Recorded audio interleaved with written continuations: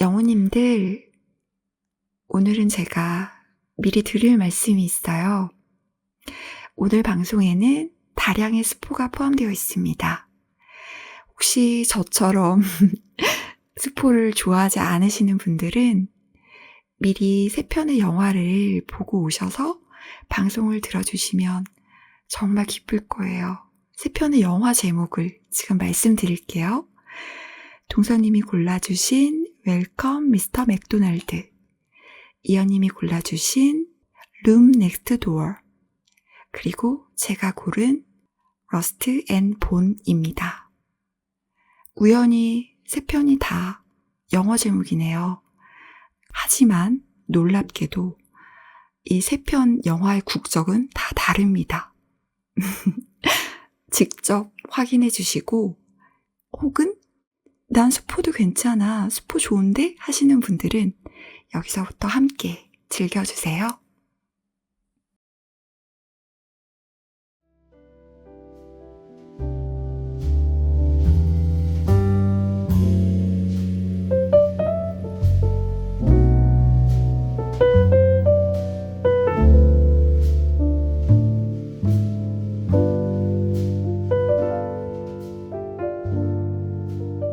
처음 가보는 장소를 알아두려고 인터넷으로 거리 사진을 찾았을 때 사진 밑에 작년 10월 촬영이라는 글이 떴습니다.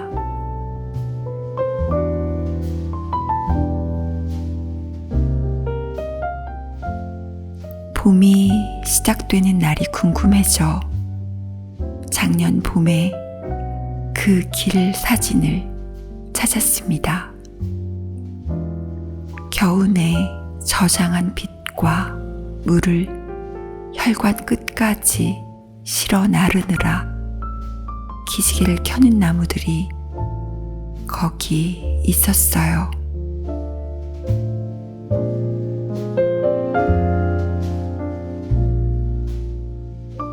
한 해를 더 겪은 풍경은 얼마나 달라졌을까요? 시간이 흐르는 동안 어떤 집은 이사를 가고 어떤 집은 나무를 심었겠죠. 새로 생긴 창에 커튼이 드리워지면 동네 터줏대감인 고양이는 숨을 곳을 찾았을 거예요.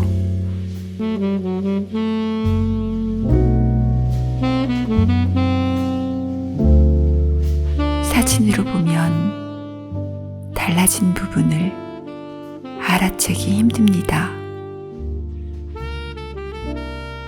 우리도 그럴 거예요. 지난해 우리와 지금의 우리는 닮았지만 지난 봄엔 우리가 함께 둘러앉은 자리가 없었으니까요. 보이지 않는 길이 하나 생긴 거예요. 우주에 별이 태어나면 누군가 그 별을 발견해서 이름을 붙여주는 것처럼 여러분이 이 길에 이름을 달아주었습니다.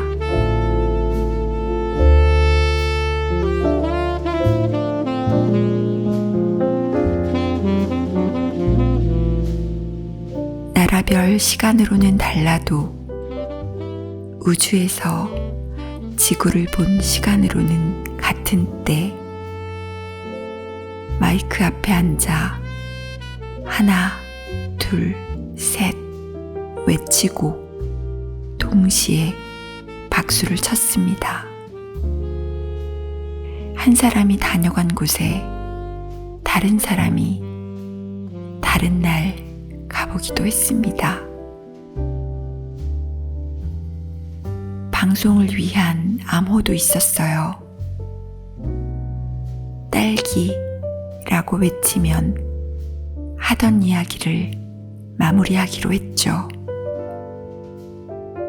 그런 암호가 필요할 만큼 하고 싶은 이야기가 많았습니다.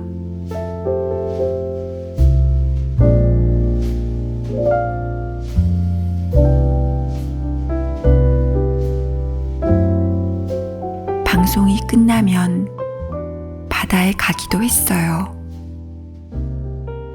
한낮에 해가 데운 모래 위를 걷다가 파도가 종아리를 간지럽히는 데까지 들어가 보기도 했어요. 밤에는 해변에 누워 사랑하는 사람의 이름을 허공에 쓰는 폭죽을 보기도 했습니다. 폭죽 소리가 다 사라지면 아침이 왔어요. 아침의 바다는 밤의 바다나 낮의 바다와는 달라서 바다 끝까지 밤새 걸어온 얼굴 같았습니다. 새 표정이 되려고 모든 표정을 한 번씩 다 지어본 얼굴처럼요.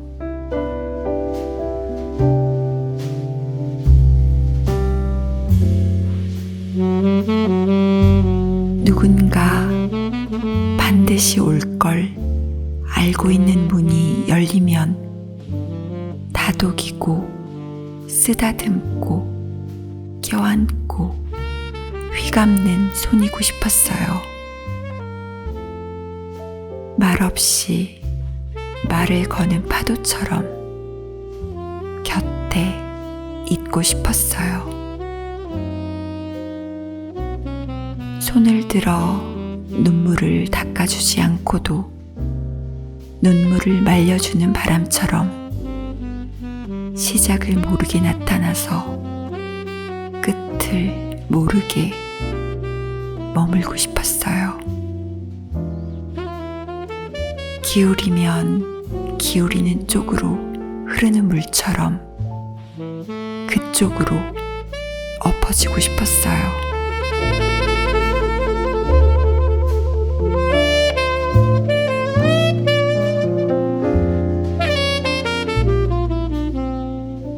만나서 반가웠어요.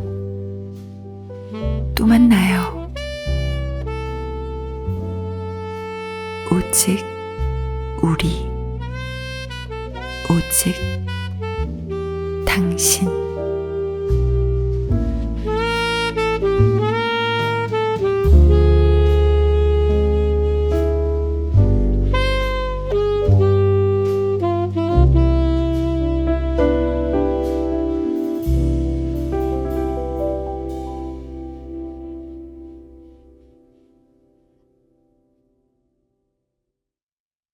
여기까지입니다. 왜 우는 소리가 안 들리는지 오늘은? 이현 작가님 마이크 내리셨나요? 이현님? 마이크 내리고 우시네 이제. 아 참. 이현님.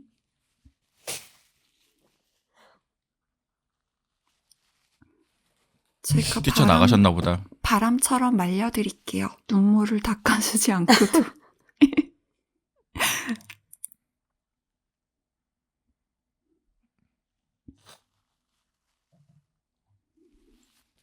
제가 오늘은 안 울리려고 했는데 안 슬프지 않나요?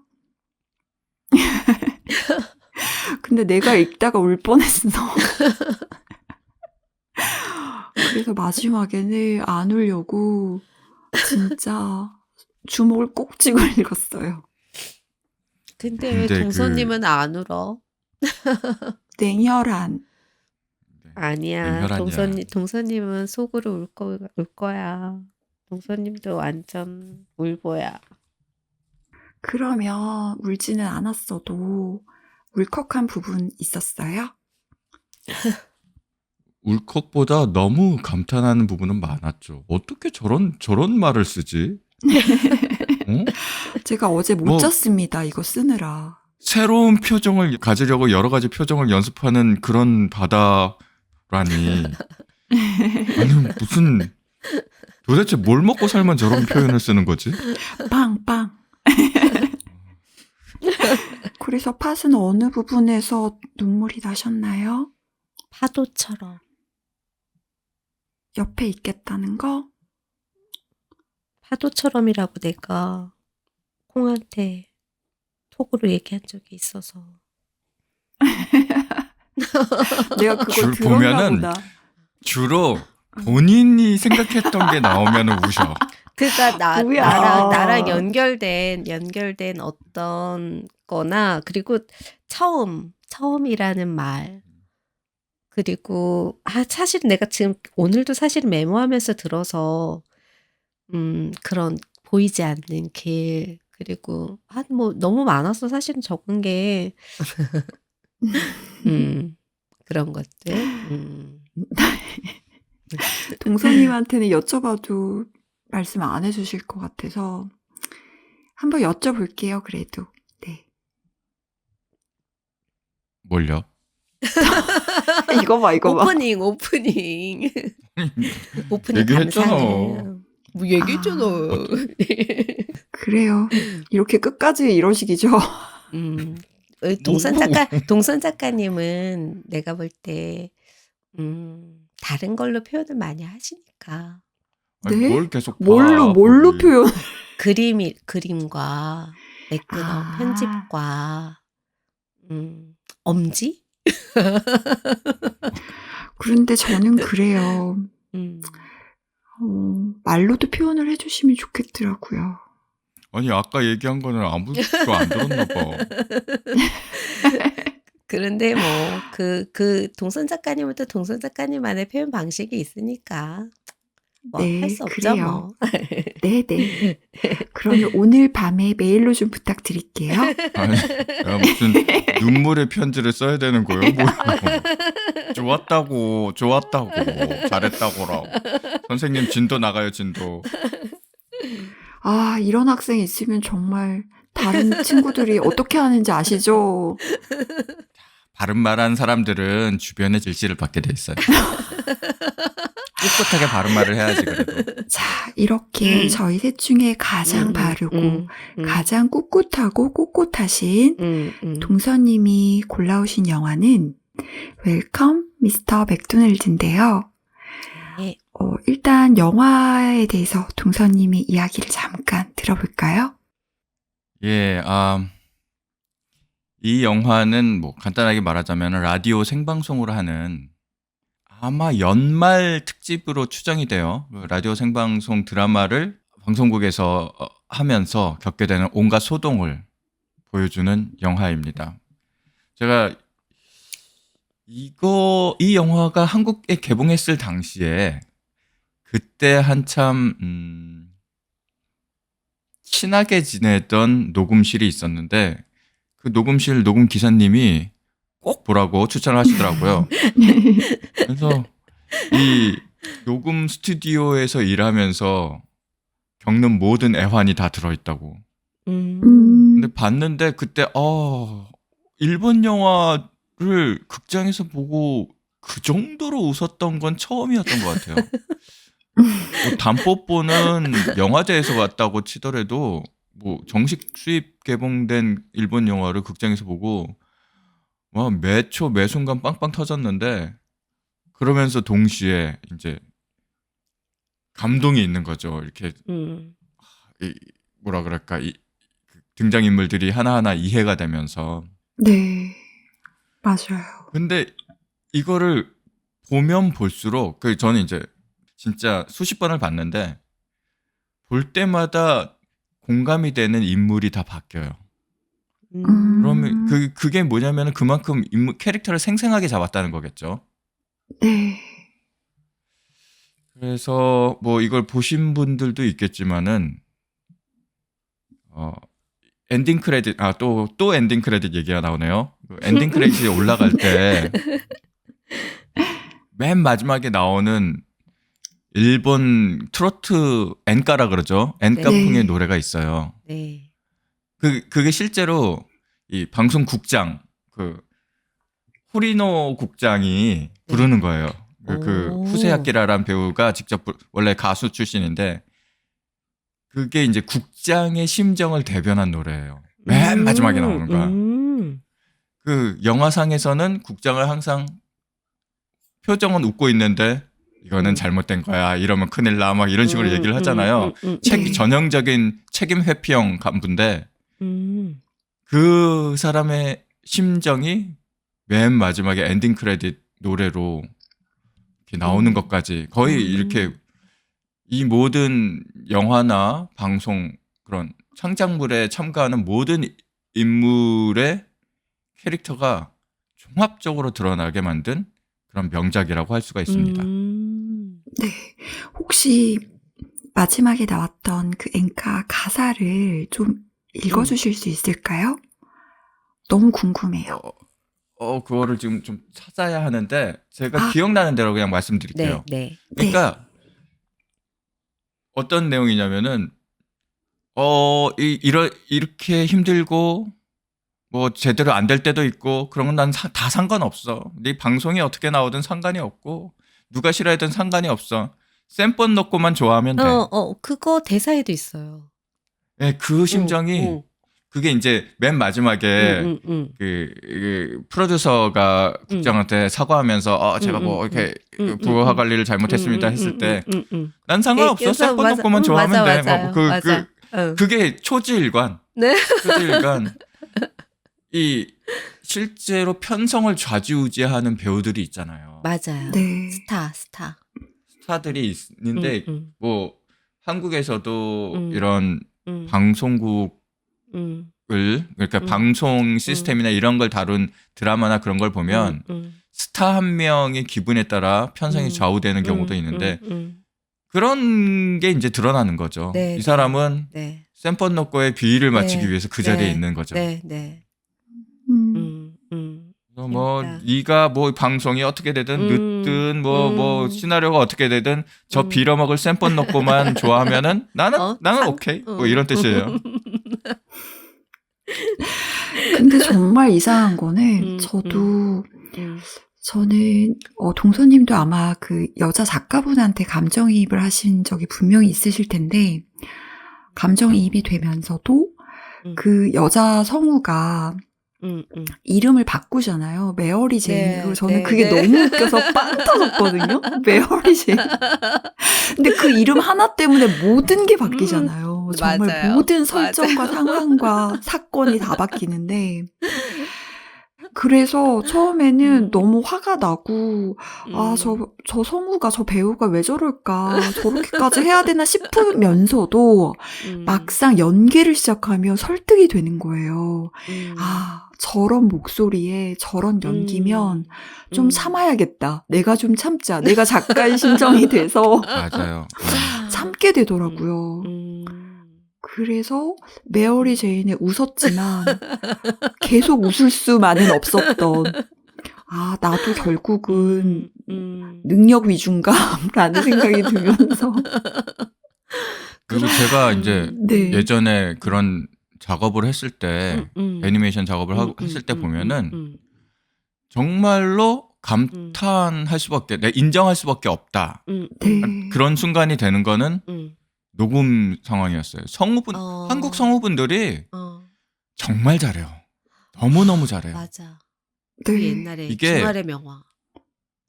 이게 그냥 그리고 고인물들이잖아요, 다 사실은. 이게 이 성우분들은 신규 인력이 그렇게 이렇게 유입되는 경우가 많이 없거든요. 제가 일할 때만 해도 없었어요. 그 이후로 그 게임 방송이 나오고 뭐 그러면서 뭐 그런 다양한 계통의 이제 다시 내레이션을 하는 기회가 많이 들어와서 다양한 분야의 성우들이 참여하는 경우가 많이 생겼는데 근데 한참 이렇게 뭐라 그럴까 더빙을 중요시하던 때는 진짜 그 카르텔이 있었어요. 근데 뭐라고 비판할 수가 없어. 너무 잘해. 진짜로 깜짝 놀랄 정도로 잘해요. 어. 처음 원고를 봤는데도 그냥 이렇게 축축축축 끊을 때 읽으면서 끊을 때를 이렇게 쭉쭉쭉쭉 적고 한번 리허설하고 그냥 그 다음에 어. 하는데도 어. 깜짝 놀라요.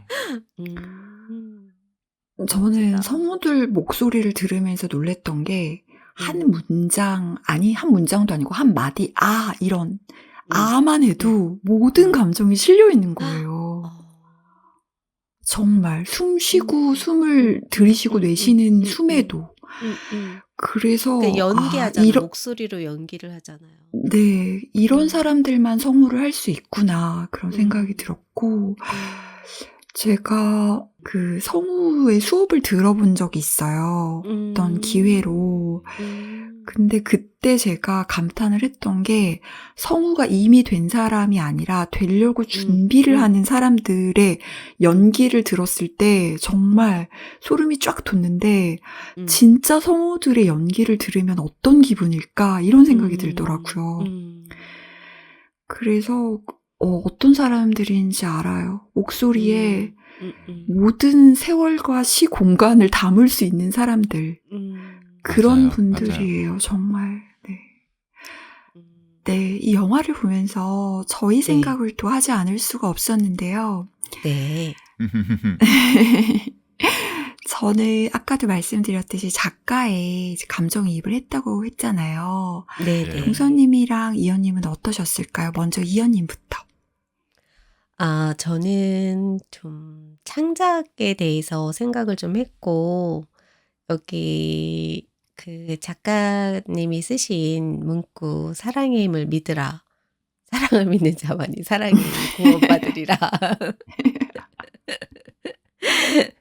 저 그거 이현님이 쓰신 줄 알았어요. 그리고 이제 그 마지막 부분에 쿠토하고 우시지마가 나누는, 방송 나와서 나누는 말들, 그 말들이 사실은 좀 많이 와닿았어요. 때때로 난 허무해져. 뭐 때문에 이런 일을 하고 있지? 내가. 그랬더니 이제 쿠도가 스스로 말했지 않습니까? 언젠가 모두를 만족시키는 작품을 만든다고. 그런 날이 올까? 정말로? 둘이서 이제 그런 얘기를 하다가 트럭 몰고 온 사람들이 사람을 울리네. 그러면서 막 이제 악수, 악수, 악수 막 이러잖아요. 맞아요. 그 말에 또, 그러면 이제 하인리가 돌아오면 어떻게 하지? 막 둘이서 그러면서 또 막 가잖아요. 어떻게 돌아오게 만들지? 뭐 수륙 양육 뭐 이걸로 할까? 자동차를? 막 이러면서 가잖아요. 그런 걸 보면서 창작이라는 건 과연 뭘까? 창작자들은 누구를 위해서 창작을 하는 걸까? 이런 거에 대해서 좀 생각을 많이 했던 것 같아요. 창작에 있어서 가장 중요한 거는 뭘까? 그런 생각을 좀 많이 했고, 재능도 중요하고 열정도 중요하고 성실한 것도 중요하지만 제가 생각할 때 가장 중요한 거는 아까 제가 그 오프닝 멘트 폴 작가님 그걸 들으면서 놀랬던 부분, 제가 생각하기에 가장 중요한 건 처음 그 마음으로 오래 하는 거, 그게 가장 중요한 것 같아요. 우리가 어떤 일을 오랫동안 전념하는 그 마음, 그걸 보통 장인정신이라고 하잖아요. 네. 그런 게 참 쉽지 않잖아요. 쉽지 않아서 귀하고, 그런 마음으로 오래 하는 거, 저는 창작에 있어서 정말 중요한 건 그런 것 같아요. 그리고 그러기 위해서 제일 중요한 거는 체력이지 않나. 네, 또 결론은 운동. 네. 그런데 제가 요즘에 정말 맥을 못 추거든요, 몸이. 그래서 내가 글을 쓰기 위해서는 체력이 중요하구나. 그걸 요즘에 많이 느껴요. 네. 동서님은 어떠셨어요? 이것도 뭐 전형적인 일본 콘텐츠라서 교훈을 주는 게 너무 많은 게 있긴 했는데, 근데 그게 싫지만 싫다고 하면 좀 그렇고 아무튼 그게 좀 와닿는 부분이 있긴 했어요. 저는 이제 교훈 주는 작품들을 그렇게까지 좋아하지는 않지만은 이렇게 좀 리얼하게 만든 작품에서 교훈을 주면 특히 저는 우시지마에 되게 어, 감정이입이 많이 됐었는데 우시지마는 맨날 좋은 게 좋은 거고 막 살살거리고 아 이것만 하고 뭐 이것만 하고 아 이번이 진짜 마지막에 이렇게 얘기하는데 그 작가가 그러면은 내 이름을 빼달라 그렇게 얘기를 했을 때 그때만큼은 진짜 야단을 치잖아요. 이 자리에서 그런 생각 안 해본 사람 있는 것 같냐고 하면서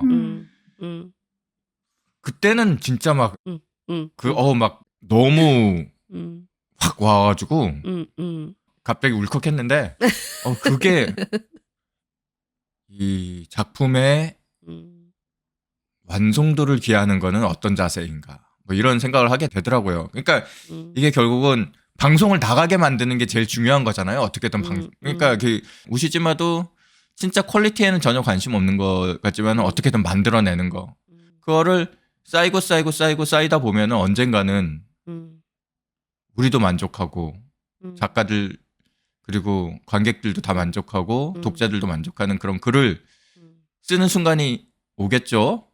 그런 것 때문에 우시지마한테 되게 감정이입이 많이 됐었어요. 네, 저는 아까 이현님이 창작자의 마음에 대해서 생각해 보셨다 하셨고 또 동서님은 우시지마한테 왜 감정이입이 됐는지 얘기해 주셨잖아요. 네. 그 이유를 그 장면에서 찾을 수 있을 것 같아요. 그 영화는 처음부터 끝까지 그 라디오 드라마를 만드는 사람들의 초점이 맞춰져 있는데 딱 한 명의 청취자를 보여줘요. 바로 트럭을 운전하면서 들으셨던 맞아요. 분이죠. 맞아요. 그분이 영화에 나오는 유일한 청취자인데 사실 한 분만 들으신 건 아니죠. 그런데 그 한 분을 보여드린 이유는 그분이 우셨기 때문이에요. 그분이 방송을 듣다가 깜짝 놀라고 안타까워하고 탁치기도 하시고 울기도 하셨잖아요. 거기에 그 영화의 핵심이 있다고 생각했어요. 그 한 사람을 위해서 이 모든 사람이 그 방송을 만들었다. 그리고 우리도 어쩌면 단 한 명을 위해서 만들고 있을지 모른다. 한 명이 누구인지는 우린 어쩌면 이름도 얼굴도 모를 수도 있죠. 끝까지. 맞아요. 하지만 누군가 한 분이 우리랑 같이 웃고 또 어떤 부분에서는 울어주셨다면 그걸로 저희는 충분히 다 했다라고 생각을 하고 너무 마무리가 아주 훌륭하십니다. 네, 너무 감사한 마음이 들어요. 우리가 모르는 그분에게 감사합니다. 네. 그러면 이 분위기를 이어서 동서님의 그 영화에 대한 짧은 마무리 멘트 간단하게 듣고 다음 영화로 넘어가 보겠습니다.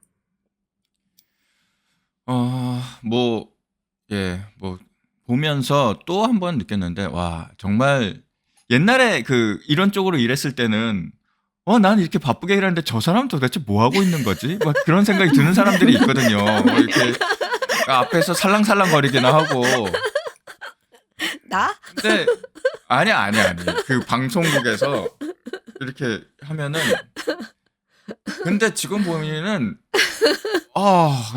진짜 다 각자 하는 일이 있구나라는 생각이 들었어요. 이걸 보면서. 맞아요. 네, 이쯤에서 잠깐 말씀드리면 두 분 브런치 매거진에 글을 너무 안 쓰시더라고요. 조금 서운합니다. 네, 제가 팟캐스트 방송에 집중하느라고. 저한테는 안 쓴다고 그렇게 뭐라 하시더니 저만 올렸더라고요. 네, 동선 작가님 분발하십시오. 네, 알겠습니다. 네, 그러면 우리가 녹음은 끝나더라도 매거진은 계속 이어갈 수 있는 그런 사이좋은 우사형이 되었으면 좋겠습니다. 알겠습니다. 그리고 방송 일을 꿈꾸시는 방송계의 새싹 여러분, 그리고 지금 방송계에 몸담고 계시는 분들과 방송가의 뒷이야기가 궁금하신 분들, 그리고 직장이나 학교에서 팀플의 어려움을 겪고 계신 모든 분들께 이 영화를 추천합니다. 네, 우리의 두 번째 영화는 이언님이 골라주신 아주 심사숙고해서 골라주신 바로 제목을 말씀해 주시죠. 룸 넥스트 도어입니다. 네. 네. 이 영화는 최근에 개봉했기 때문에 많은 분들이 보셨을 거라는 기대를 해보면서 영화에 대해서 한번 이야기를 해볼 건데요. 먼저 이언님의 짧은 영화에 대한 정보, 또 사전에 미리 말씀하고 싶으신 부분을 한번 들어볼까요? 네. 제가 선택한 영화는 룸 넥스트 도어인데요. 이거는 페드로 알모도바르 감독님이 만드신 2024년도에 개봉한 영화고요. 이 영화에 나오는 인물은 마샤라는 인물하고 그 친구 잉그리드가 나오는데, 마샤는 자궁 경부암 3기를 앓고 있는 인물이고, 그 친구로 잉그리드가 나오는데, 마샤는 존엄사를 선택해요. 그리고 누군가 자기가 존엄사를 선택했을 때 그 옆에 동행해 주기를 원하는데, 그 인물로 친구 잉그리드에게 자기가 그 존엄사를 했을 때 옆방에 있어 달라라고 부탁을 하고, 잉그리드가 그 부탁을 수락하게 되면서 같이 그 과정을 겪는 이야기입니다. 네. 네. 네. 동서님이 이 영화를 어떻게 보셨는지 너무 궁금해요. 좀 뭐라 그럴까, 전반적으로 좀 이해하지 못하는 그런 상황들이 많아서, 이렇게 영화 찍는 것도 그렇고, 시나리오 자체도, 이게 갑자기 왜 이렇게 되지? 하는, 이렇게 앞뒤 맥락 없이 갑자기 나오는, 개연성 없이 나오는 그런 장면들이 많았어가지고, 처음 보고 나서는 이게 실화라고 생각했어요. 사실 우리가 사는 세상이 그렇잖아요. 이렇게 맥락 없이 뭔가가 튀어나오는 경우가 너무 많아서. 네. 그런데 실화가 아니더라고요. 뭐 요즘 최근 경향성이긴 한 것 같은데 이거에 어떤 스타일이 바뀐 건가라는 생각이 좀 많이 들었었어요. 제가 아는 알모도바르 감독 작품은 뭔가 이렇게 짜임새가 꽉 짜여져 있고 한 장면 한 장면 빼놓을 게 없는 그런, 그러니까 하나를 놓치면은 다음번 장면이 이렇게 이해할 수 없는 그런 게 많았었는데, 이번 영화는 좀 다르지 않았나 그런 생각이 들었어요. 맞아요. 거기엔 동의해요. 네. 그런데 동서님이라면 이 주인공의 입장이라면 친구한테 그렇게 해달라고 제안하실 수 있으세요? 아니요. 저는 정말 그런 거, 그게 가장 이해가 안 갔던 부분이에요. 맞아요. 저도. 그러니까 이게 사실 그 둘의 관계가 빌드업이 네. 전혀 없잖아요. 네, 오랜만에 이게 만난 친구죠. 이게 대사로만 나오잖아요. 같은 남자를 서로 같은 남자, 그것도 엄청나게 잘생긴 남자인 줄 알았더니 존 터투로 아저씨. 너무 외모 지상주의 아니에요? 예, 그렇습니다. 박보검 정도는 돼야죠. 아, 네, 그렇습니다. 저는 지금 방금 이언님 말씀에 동의하려다가 여기에서 좀 선회를 조금 할게요. 아니, 어제 그 폭삭을 보는데. 안 돼, 얘기하지 마요. 아직 못 봤어요. 얘기하지 마. 절대. 못 봤어요? 절대. 네.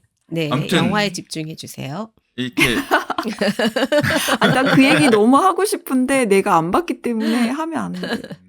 네. 이렇게 줄리안 무어가 또 어떤 그런 반응이 나왔을 때 네. 그게 관객이 감정을 이입하려면 둘이 관계가 어느 정도 빌드업이 돼야 되는데 그런 게 전혀 음, 없이 음, 뜬금없이 이렇게 맥락이 음. 없이 이렇게 드러나니까 네. 그래서 더 그런 느낌이 들었던 것 같아요. 이게 실화인가? 실화 음, 아, 소설이었나? 뭐 이런. 그러면 이걸 음, 여쭤볼게요. 음, 반대 입장이라면 어떠세요? 제안을 제안을 받은 사람은, 받으면, 예, 응하시겠어요? 네. 음, 어? 음, 그러니까 정말 친한 친구가 아니어도 음, 그 그런 정말 상황이요. 친한 친구였어야 되는 썼으면, 거였죠. 음, 음, 그게 음, 근데 정말 친한 친구가 아니면 응하지 음. 않겠죠. 아우 싫어. 막 이러겠죠. 그러니까 여기 영화에서도 마샤랑 잉글리드는 과거에 정말 친한 친구였던 거죠. 근데 다만 그렇죠. 영화에서 그 빌드업이 확실하게 보여지지 않았을 뿐이지 그 둘은 과거에 정말 친한 친구였는데 다만 오랫동안 연락이 끊긴 관계였던 거죠. 그리고 맞아요, 다시 맞아요. 만났던 거예요. 폴폴 어, 각, 작가님은 어떻게 보셨을까요? 네, 저는 그러니까 왜 친한 친구가 아니라고 말씀을 드렸냐면 진짜 안 음, 친해서가 아니라 물론 음, 과거에 정말 친한 친구였다는 건 알죠. 음, 근데 그 제안을 처음 한 친구가 아니란 얘기예요. 처음 음. 하지도 않았고 두 번째도 세 번째도 아니고 한 네 번째쯤 음. 그러니까 그 정도의 제안을 했다는 건 할 사람들한테 다 해보고 마지막으로 맞아요. 예, 이 예. 친구가 과연 내 제안을 받아들일까 음, 반신반의하는 마음으로 음, 한번 해봤는데 이 친구가 음, 의외로 받아들인 거죠. 음, 음, 음, 음, 그러니까 친구가 음, 사실 정말 친한 음, 베프가 음, 4명이라고 하긴 조금 힘들 것 같아요. 음, 한 음, 명 아니면 2명을 베프라고 음, 우리가 할 음, 수 있을 것 같은데 저도 친구가 저한테 제안을 하면 받아들일 수 있을까를 고민을 해봤어요. 음, 그런데 저도 받아들였을 것 같더라고요. 정말 친한 친구면. 음, 왜냐면 그 친구 마음이 아주 아주 조금이라도 잠깐이라도 편하기를 바라는 마음에서 음, 저는 너무 힘들거나 너무 아플 때 그 사람한테 가장 도움이 되는 건 그 사람이 아프다는 걸 잊게 만드는 거라고 생각하는 쪽이거든요. 그러니까 그게 얼마나 힘든지 알아요. 당사자도 옆에 있는 사람도 그게 너무 힘들죠, 매 순간. 하지만 잠깐이라도 있게 해주고 싶어요. 저는 그런 친구이고 싶어요. 그래서 나랑 있을 땐 정말 영화 보면서 영화에 집중하고 맛있는 거 먹으면서 맛있는 거에 집중하고 옛날 이야기 하면서 추억에 집중하고 그렇게 해주고 싶었던 거예요. 그래서 줄리안 무어 마음이 이해가 됐고 그래서 틸다 스윈튼 마음도 이해가 됐어요. 저는. 이언님은 어떠셨을까요? 받아들이셨을까요? 저는 사실은 물론 마샤의 그런 결정이나 선택에 대해서 개인적으로 동의는 할 수 없어요. 더군다나 죽음을 두려워하는 잉그리드에게 너는 강해, 넌 할 수 있어 라는 말로 그런 결정을 어떻게 보면 약간 강요하면서까지 그렇게 하는 거를 저는 사실 동의는 할 수 없지만 이 영화 전반에 흐르고 있는 잉그리드의 그런 마음 씀씀이 그런 게 정말 너무너무 저는 아름답다고 생각을 했거든요. 먼저 다가가서 말을 걸고 시간을 내서 같이 밥을 먹고 정말 마음을 나누고 폴 작가님이 얘기한 것처럼 상대의 그런 언어를 이해하려고 하는 그 마음, 그런 동행. 그러니까 저는 사실 세상에 어떤 것도 높낮이나 경중이 없다라고 사실은 생각을 해요. 두 분은 CT 촬영을 해보신 적이 혹시 있나요? 그 사진을 보면 조영제 때문에 아픈 부위만 빨갛게 반짝이잖아요. 나중에 그 사진을 보면 암세포 제가 암 그 CT 했을 때 암세포만 빨갛게 반짝여요. CT 촬영 사진을 보면. 저는 음, 어떤 예술이나 이런 것들도 조영재 같은 그런 역할을 했으면 좋겠다는 생각이 들어요. 보기에 예쁘고 싱싱하고 좋은 것만 보여주는 게 아니라, 그러니까 아프고 썩고 이런 부위를 도려내는 게 아니고, 음.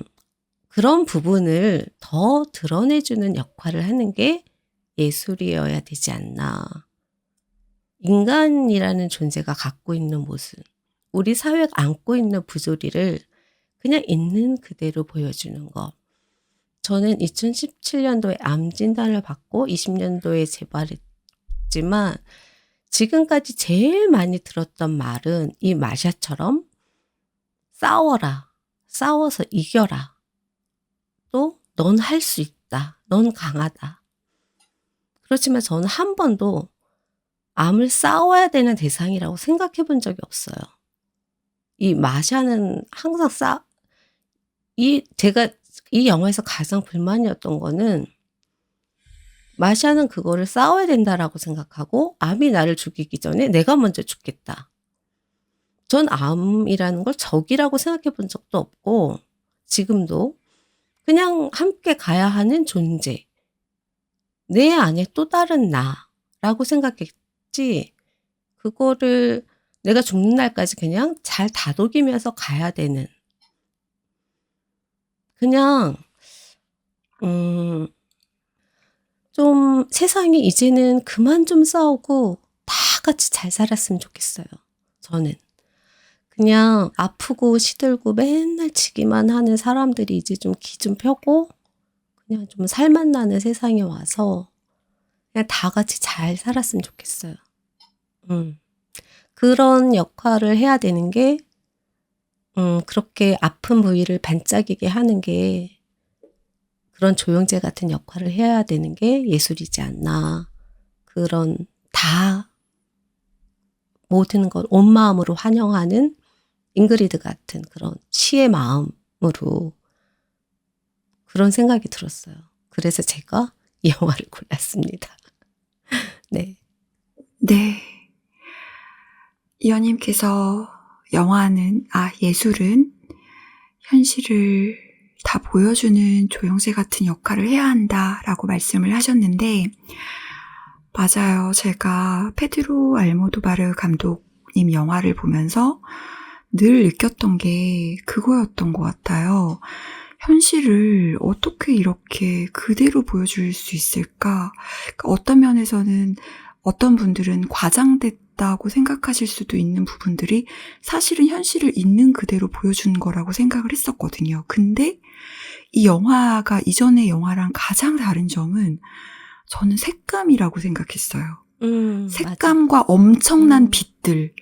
그러니까 그 전에 페드로 감독님의 영화들은 다 조금은 어둡고 원색이 아니었죠. 그런데 이 영화는 정말 밝고 원색이 많고 빛도 많은 영화예요. 그래서 조금 낯설게 느껴졌지만 왜 그렇게 하셨는지도 알겠더라고요. 그러니까 우리가 정말 우리의 날의 마지막 날을 정할 수 있다면 가장 밝고 아름다운 것만 보고 그것만 기억하고 싶지 않을까요? 그렇게 해도 내 마음이 주변과 나 자신을 아무리 밝게 만들어도 내 마음이 자꾸 꺾이려고 할 수 있잖아요. 그래서 거기에서 그 두 배우들이 얼굴도 환하고 옷도 환하고 집도 환하고 예쁘고 그랬던 게 다행이다. 이 모든 게 다 너무 예뻐서 다행이다.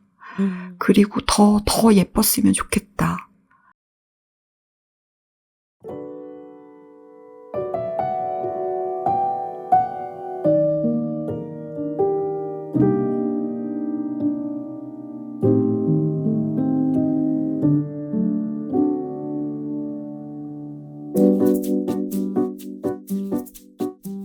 공통점.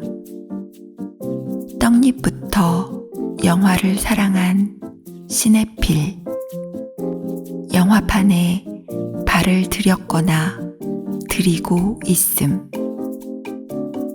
차이점. 사랑이 나를 살려. 대. 사랑 얘긴 빼자. 대. 두 분 싸우지 마세요.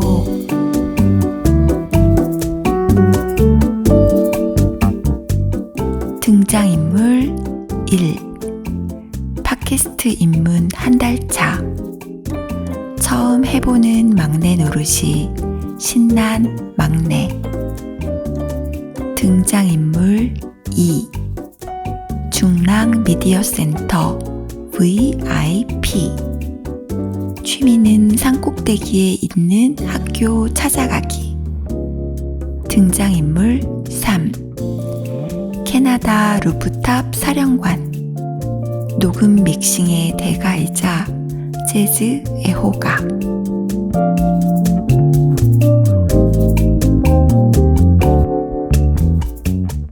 셋이서 여러분의 이름을 고민합니다.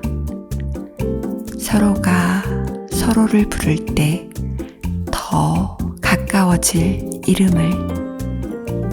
함께 즐거이 저장할 순간을. 오래 남을 소리 한 장을. 아끼는 마음으로 영화처럼 산다면야.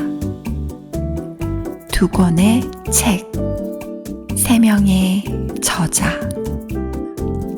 오직 사랑하는 영화만이 살아남는다.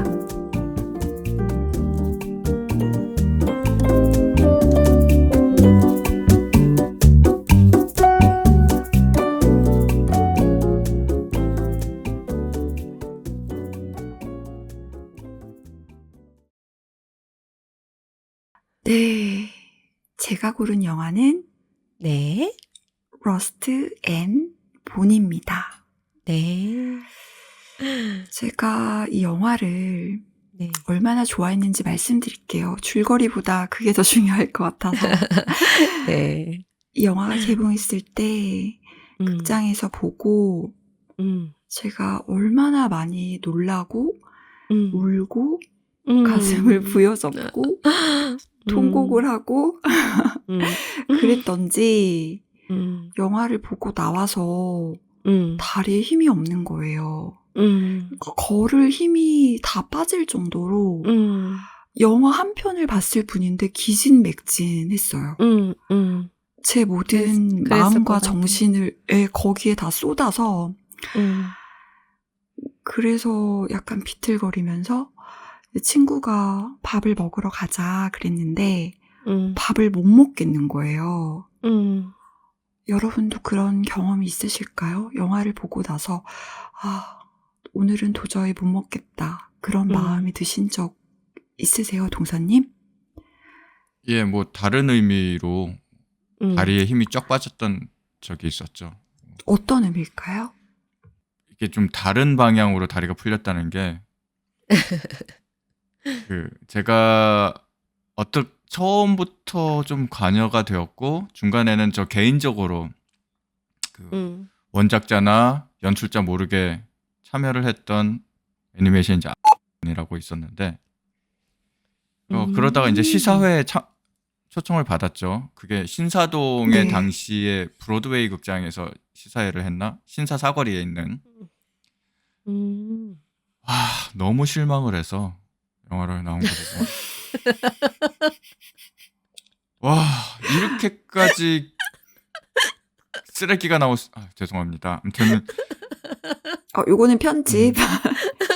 그래서 비틀비틀 걸으면서 나오다가 그때 막 그 파란불이 신호가 꺼지려고 그러는 거예요. 그 신사동 사거리 도산대로 건너는.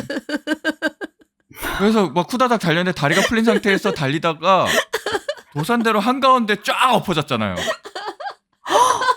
어머, 얼마나 실망을 하면.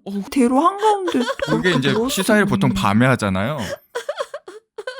이 도산대로 그 신사에서 나오는 차들이 신사동 사거리에 신호 대기하고 있는데 그 앞에서 그냥 헤드 슬라이딩을 쫙 한 거예요.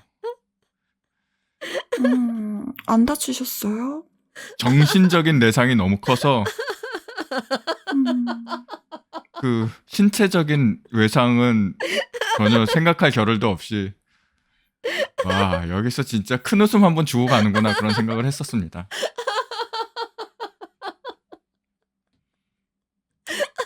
이거 바로 다음으로 심각한 얘기하기 힘들겠는데 지금 이현 작가님 상태가 저래서 자, 이거 네, 거기 조금 기다려드리죠. 거기 어디예요?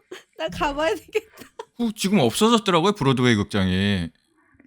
옛날에는 브로드웨이 극장 맞은편에 그랑프리 극장이라고 있어가지고 거기 마릴린 먼로 동상이 있었고 막 그랬었는데 나 거기 아는데. 예, 지금 다 없어졌어요. 아무튼 거기 동선 작가 엎어진 것 이렇게 사진 찍으려고 그러죠. 어.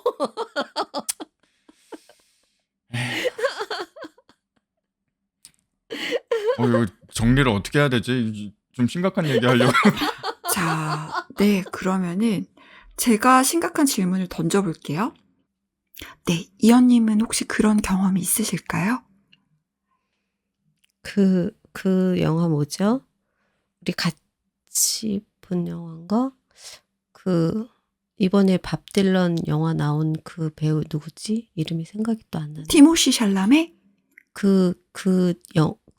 그런데 그 배우가 나온 영화인데 먹는 거. 먹는 거요? 사람을 먹잖아. 그 영화 뭐지? 제목이 뭐지? 본즈 앤 올. 맞아. 그 영화. 본즈 앤 올. 맞아요. 그것도 너무 좋은 영화죠. 정말 최고죠. 그것도 좋았고 네. 홀 작가님이랑 본 메모리아도 좋았고. 맞아요. 그것도 좋았죠. 메모리아는 진짜 그거 두 개가 저는 밥을 먹지 않아도 좋을 만큼. 너무 좋았고. 네. 그래서 먹지 않아도 배부른 느낌으로 다시 돌아가서 얘기를 이어가자면 제가 그래서 아무것도 못 먹겠다고 했더니 친구가 너무 많이 울어서 목은 마를 텐데 그럼 뭘 좀 마실까? 그랬어요. 그래서 극장에서 가장 가까운 롯데리아를 들어갔죠. 들어가서 제가 놀랍게도 햄버거를 먹지 않고 아이스크림을 시켰습니다. 아이스크림을 시켜서 아이스크림을 먹는데 차갑다라는 느낌 말고는 아무것도 느껴지지 않을 정도로 제 머리와 영혼이 완전히 영화로 가득 찼던 거예요. 저는 이랬는데 이현님은 어떠셨는지 어떻게 보셨을지 궁금해요.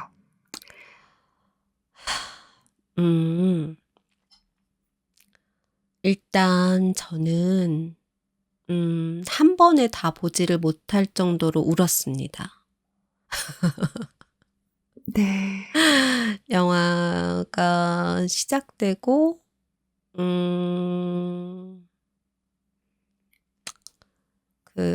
스테파니가 사고를 당하고 병원에서 깨어나는 장면. 네.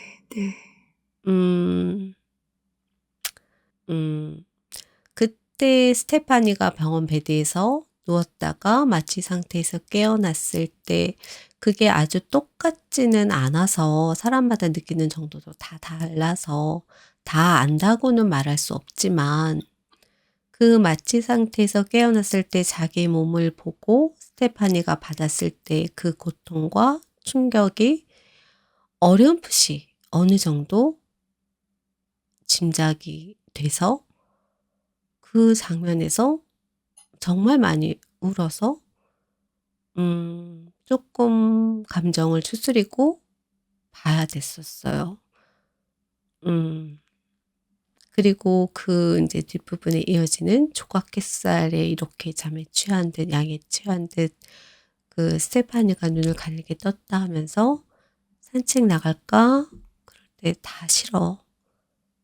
그렇게 말하는 장면에서도 너무 그 마음이 많이 공감이 됐어요. 그러니까 이 영화가 굉장히 어떻게 보면 몸에 대한 그런 본능에 대한 그런 욕망에 대한 아주 그냥 민낯을 드러내는 영화여서 굉장히 저는 좋았고, 그런데 그런 스테파니를 다친 그 마음을 열어준 사람이 알리잖아요. 네. 나가자. 창문을 열어주고 커튼을 열어주고, 그래서 스테파니가 바다에 가서 물장구를 치고 헤엄치고 놀게 해주고, 그 반짝이는 막 윤술이 반짝이는 바다를 헤엄쳐서 가는 스테파니 뒷모습을 볼 때도 정말 많이 울었거든요. 네. 그리고 나와서 스테파니가 얘기하잖아요. 이제야 살 것 같다. 고마워. 그 살 맛을 되찾아준 거잖아요. 알리가. 그렇죠. 정말 그 마음, 그거를 사실 저는 알거든요. 그 느낌이 뭔지, 어떤 건지. 모든 거를 네. 다 잃었는데 어떤 또 다른 세상의 문이 열린 그 느낌? 다시 찾은 바다. 자기가 잃었었던 바다를 다시 찾은 그때 스테파니의 그 마음. 네. 그리고 그런 알리한테, 알리가 나중에 다 버리고 도망갔을 때 그 누나한테 또 스테파니가 얘기해요. 나도 그 사람 잘 모르지만 그런 사람 아니에요. 그 믿음, 그게 굉장히 인상적이었던 것 같아요. 그리고 이 영화를 제가 마지막에 쭉 다 보다 보니까 손에서 시작해서 손으로 끝나더라고요. 나중에 나레이션도 결국 손에 대한 이야기로 시작하고. 네. 맞아요. 네. 그래서 굉장히 좋았어요. 저는 굉장히 좋았어요. 그리고 있는 그대로를 바라봐 주는 거, 바닷가에서 그 알리가 스테파니가 다 벗었을 때 가장 좋았던 건 그건 것 같아요. 알리를 바라보는, 스테파니의 몸을 바라보는 알리의 시선. 그게 가장 좋았던 것 같아요. 있는 그대로, 그 모습을 그냥 그대로. 네. 네. 네. 저는 아까도 말씀드렸다시피 영화를 보고 많이 울었지만 울었던 지점들의 이유가 다 달랐는데요. 오늘 녹음을 하기 전에 영화를 다시 보면서 또 울었어요. 근데 그때 울면서 들었던 생각이, 내가 이 영화 처음 봤을 때 그때도 여기서 이렇게나 먹먹한 심정으로 울었는데 이 생각이 들었어요.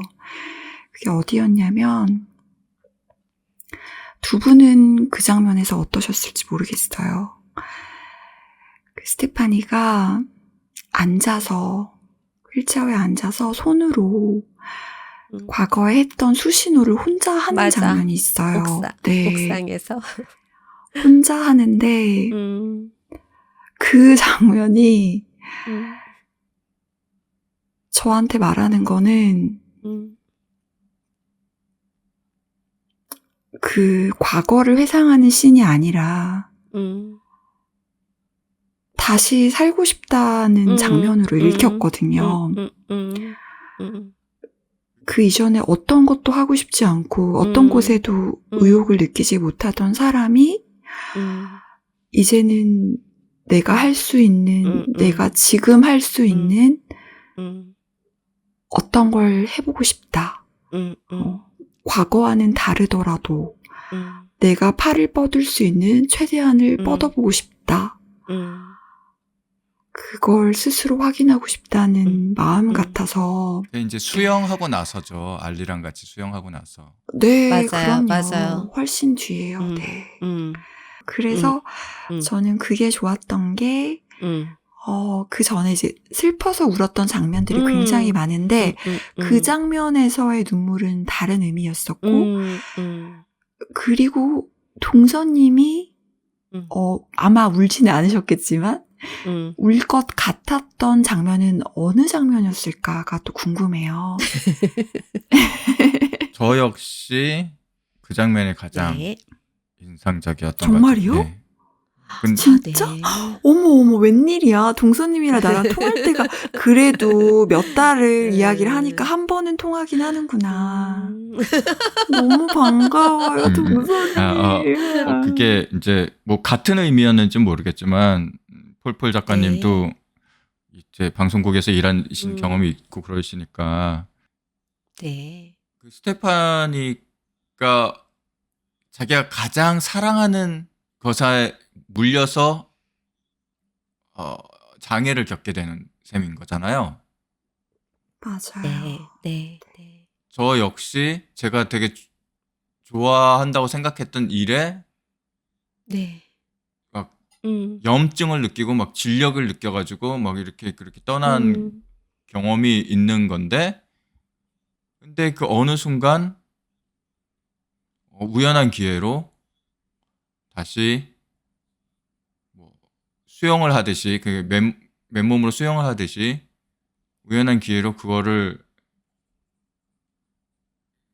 쓰게 되고 나서 이렇게 방송까지 하게 되는 게, 그 유튜브 만들고 이렇게 하는 게, 그게 제가 대입이 됐었던 것 같아요. 그 제스처를 취하는 거에서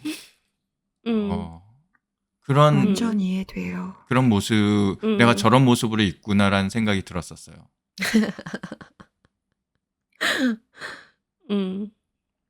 저는 그게 그러니까 바다에서 왔던 것 같아요. 그 느낌이. 네. 그건 것 같아요. 동서님이 말씀하신 거는 비슷하면서 다른 게, 저랑 비슷하면서 다른 점이, 그 가장 사랑했던 존재를 그 장면에서 용서한 거죠. 네. 용서하는 장면 또 있잖아요. 그 만나는 장면 있잖아요. 돌고래랑. 네, 근데 네, 그거는 맞아요. 우리가 모두가 다 알 수 있게 보여주잖아요. 용서를 했구나라는 걸. 근데 휠체어에 앉아서 그 수신호로 자기가 했던 그 동작들을 다시 혼자 했을 때, 그때 마음으로 진정 용서를 했고 받아들인 것 같아요. 그리고 용서를 했기 때문에 앞으로 나아갈 수도 있었던 거죠. 맞아요. 직접 만나러 갈 네. 수도 있었고. 네, 스테파니의 삶은 우리가 얘기하자면 정말 몇 시간을 얘기를 해도 모자랄 텐데, 이제 알리에 대해서 얘기를 한번 해볼까요? 저는 이 배우를 보고 너무 놀랐던 게, 예. 제가 처음 영화를 봤을 때도 너무 멋진 사람이다라고 생각하고, 네, 오. 그러고 이 배우가 그런 나오는 스타일 좋아하시는구만. 아니, 얘기를 끝까지 들어보세요. 끝까지 듣기. 저는 이제 너드미가 있는 사람을 좋아하는 편인데, 네? 근데 이 영화를 보고, 그러니까 끝까지 듣기. 알았어. 영화를 보고 멋있다고 생각을 하고 그 배우가 나온 작품을 다 찾아봤어요. 그런데 뭔가 비슷비슷한 느낌이더라고요. 다른 영화에서도. 근데 그런 비슷한 이미지의 최고봉은 이 영화인데, 왜 최고봉이냐면,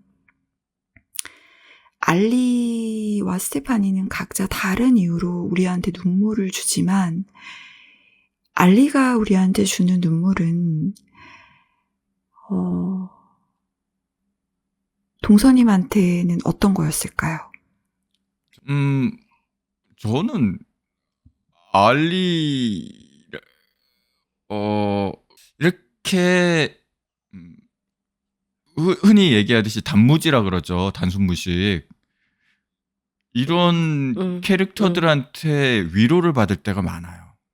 특히 저처럼 이렇게 짜잘한데 신경 많이 쓰고, 이렇게 좋게 표현하면 세심하고, 좀 보통 사람들이 얘기할 때는 진짜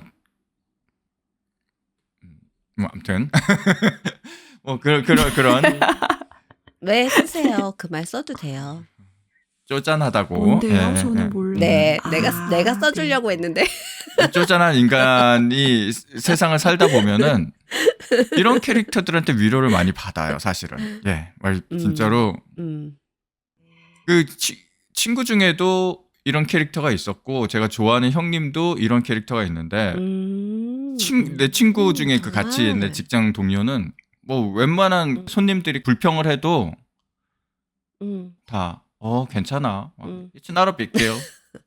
It's not a big deal. Don't worry. 막 이렇게 진짜로 부럽다. 예. 딱 보면은 얘만 보면 내가 기분이 좋아져. 마음도 편해지고. 그리고 약간 키는 작지만은 몸이 다부져가지고 왠지 의지도 되는 그런 게 있어요. 키는 작지만은 왜 붙여요? 제 그분 본인이 들으시면 크니까. 어떡하려고. 그런데 아, 정말 그런 말은 안 해도 되잖아. 근데 이 좋은 점만 친구가 얘기해주기. 이 친구가 약속에 꼭 늦어요. 응? 좋은 점만 얘기하라고 하자마자 이게 좋은 점 언제 나와요? 위로를 주는 단순 무식한 사람들, 알리 캐릭터들이 항상 이 사람들은 짜잘한데 신경을 안 쓰기 때문에 막 이렇게 친구들끼리 모이면은 한 시간 후에 전화가 와. 오늘 약속 있는 거 몰랐어. 깜빡했어. 그리고 그때 출발해요. 그거는 짜잘한데 신경 안 쓰는 정도가 아니잖아요. 그거는 오늘 뭐 입고 나갈까 이런 거 생각 안 하는 거랑 다른 얘기잖아요. 아무튼 와, 오늘 동선 작가님 완전. 러스트 앤 본을 보시고 알리 캐릭터에 호감을 가지신 분들 그런 것도 다 감수하셔야지 알리와 같은 남자를 감당할 수가 있는 겁니다. 아니 오해가 있으셨네요. 알리와 같은 남자를 만나고 싶다는 게 아니라 저는 완전히 빅뱅 이론에 나오는 그 이제 그 4명 그런 스타일을 좋아하는데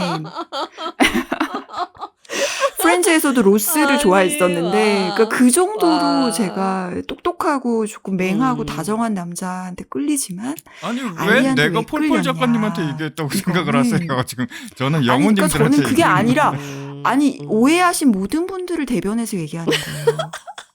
제가 대변인으로서 얘기를 드리자면 알리한테 끌린 모든 분들은 아마 이래서 끌렸을 거예요. 알리가 네. 바다 들어갈래? 아니 난 들어갈래. 그러면 들어가고 춤출래? 아니 난 춤출래. 그러면서 춤추잖아요. 네. 근데 그게 사람 마음을 엄청 편하게 해준다는 거죠. 왜 편하게 해주냐면 저 사람 나한테 신경 안 쓰나 싶으면서도 사실은 그 사람이 바다에 들어가게 하려면 어떻게 하는지 가장 잘 알고 있는 사람이고 아닌 것 같은데.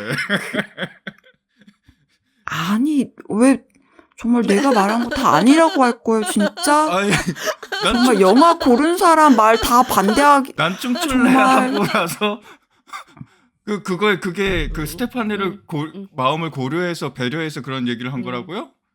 난 춤출래 하고 다른 여자랑 나가던데? 춤출래는 왜 그랬는지 지금 제가 얘기하려고 하는데 끊으셨잖아요. 네, 그래요. 네. 춤출래는 왜 그랬냐면 제가 알리 대변인이 아니라 여튼 왜 그때 그랬냐면 의족을 했었잖아. 스테파니가. 그거는 알리가 잘못했죠. 잘못했지만 그 장면에선 저도 속이 상했죠. 속이 상했는데 그랬어요.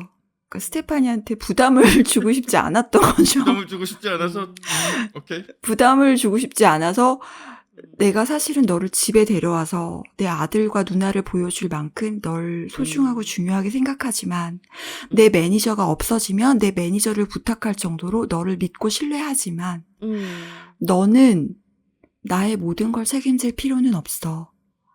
내가 어떻게 사는지 보여줄게. 너도 너 마음대로 살아도 돼.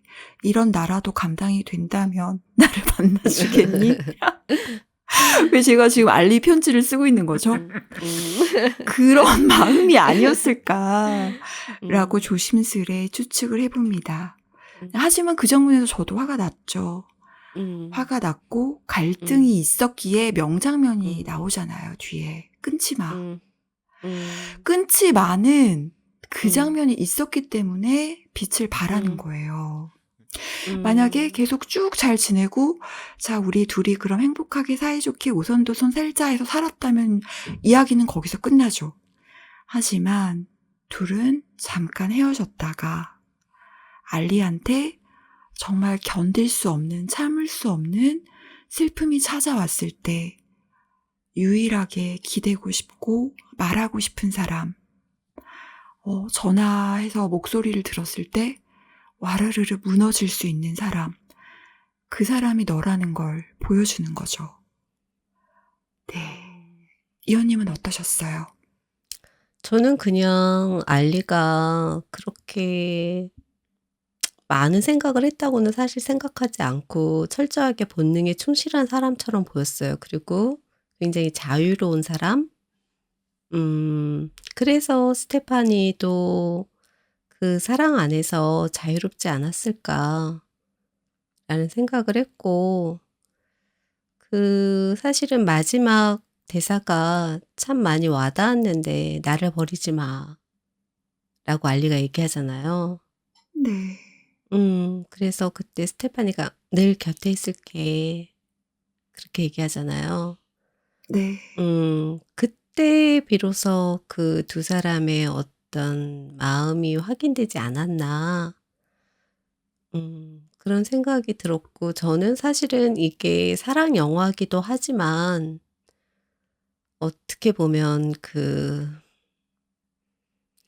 우리가 말하는 사랑이 꼭 기쁨만 있는 건 아닌데 그런 생각이 들면서 이 마지막 그런 것들이 나레이션에 있었던 것 같아요. 아무리 피하려고 해도 어느새 갑자기 그 고통이 살아난다. 깨진 유리 조각처럼 나를 찌르고 또 찌른다.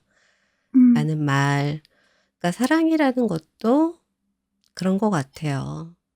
근데 저는 말씀하신 부분에 많이 동의도 하지만 알리가 본능에 충실한 인간인 건 맞죠. 맞는데 저는 정말 그렇게 본능에 충실하고 말이 없는 사람들이 생각이 없다고 생각하지 않아요. 그러니까 정말 그렇게 말이 없고 본능에 충실한 사람도 속으로는 다 생각을 하고 있다라고 믿어요. 그래서 아니 웃지 마세요. 아니야. 내가 본능에 충실하다는 거는 그 사람이 믿음이 없다거나 뭐 그런 막 바람둥이라거나 이런 뜻이 아니라 그러니까 사회가 정해놓은 어떤 규범이나 질서 그런 윤리의식 그런 경계가 없다라는 거. 이 알리라는 사람이 그래서 제가 아까도 말했지만 바다에서 스테파니가 벗었을 때 보통의 사람들이라면 스테파니의 몸을 보고 그 바에서도 남자가 이런 사람인 줄 몰랐어요 라고 해서 스테파니한테 맞잖아요. 그런데 알리는 그런 시선이 없다는 거죠. 그런 부분에서 자유롭다는 말이에요. 제 말은. 제가 스테파니의 입장이잖아요. 그런데 누군가 나를 알리처럼 저렇게 나의 몸을 저렇게 봐주는 시선이 있다면 나는 그 사람한테 갈 것 같아요. 맞아요. 저도 그렇게 생각해요. 그러니까 알리가 보여준 사랑은 스테파니한테는 가장 좋은 사랑이었던 거예요. 네. 그래서 네. 나는 어떤 장면이 굉장히 좋았냐면 바닷가에 갔다 와서 스테파니가 휠체어 타고 방 안에서 막 춤을 추잖아요. 네. 저는 사실은 제가 언젠가 블로그에도 썼지만 저는 새벽에서 일어나서 글을 쓰다가 춤을 추거든요. 거실에서 혼자. 저는 절대 영화 머더의 김혜자님 생각하지 않았습니다. 생각 안 했어요. 조금도. 저는 그 장면을 보는데 정말 제가 너무 떠올랐어요. 그래서 정말. 저는 네. 이현님 네. 말씀 들으니까 저도 그 장면이 그려지는데요. 그려도 괜찮을까요? 네. 네. 알리는 영화에서 사랑을 보여준 적이 있는데 그럼 스테파니가 보여줬냐라고 이제 질문을 하신다면 저는 그게 문신 장면이었다고 생각을 해요. 두 분은 문신 장면을 어떻게 보셨을지 궁금해요. 동서님, 그 스테파니가 문신을 왜 했다고 생각하세요? 몸을 가꾸는 데에 신경을 쓰기 시작한 거겠죠.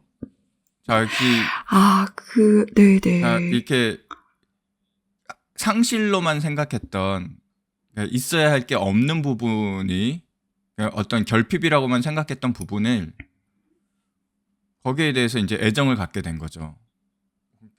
그런 몸도 네, 뭐 자기를 좋아하는 뭐 저는 여전히 이제 스테파니의 착각이라고 생각하지만 자기 자신을 진정으로 좋아하는 사람이 생겼다고 생각을 해서 거기에 이제 그 자기 몸을 가꾸기 시작하게 된 게 문신으로 표현한 것 같아요.